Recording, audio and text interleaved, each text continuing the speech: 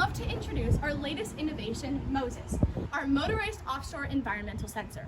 Moses is an autonomous marine vessel designed to go out into the Gulf to collect data relating red tide through the use of vernier probes, which help us gather more reliable data. One of the most important parts of creating Moses was the intricate research involved. When we were starting to research what is red tide and how to fix it, we quickly realized how immense this issue is, not only for the health of organisms and of humans, but also for our economy. Coastal economy is rocked because the sights, smells, and risks for skin and respiratory issues cause the seasides to become bare because people are genuinely worried for their safety. Although a complete solution is yet to be found, our mission is to better educate the public on the whereabouts of red tide through accurate, precise, and reliable data.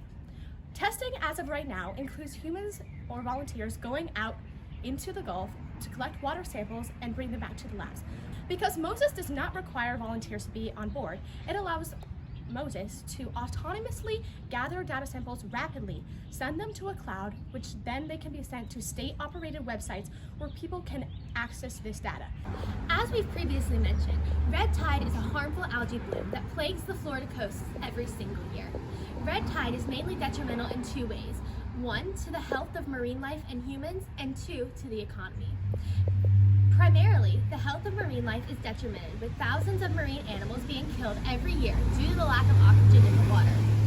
For humans, red tide provides skin irritation as well as respiratory illness, which can be severe for those with asthma and lead to hospitalization.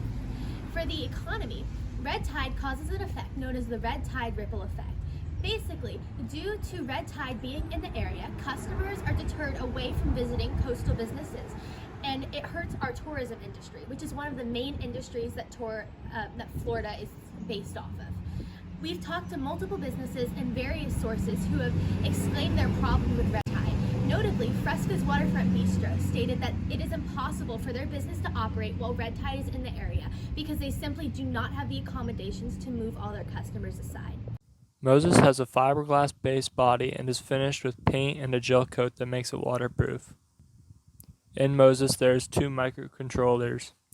One of these microcontrollers is a Pixhawk flight controller, which serves to direct Moses across the water.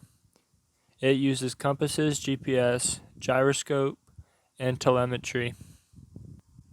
The other microcontroller is the Raspberry Pi, which is responsible for collecting red tide data. It does this by using 3 vernier probes that measure oxygen, pH, and nitrate levels in the water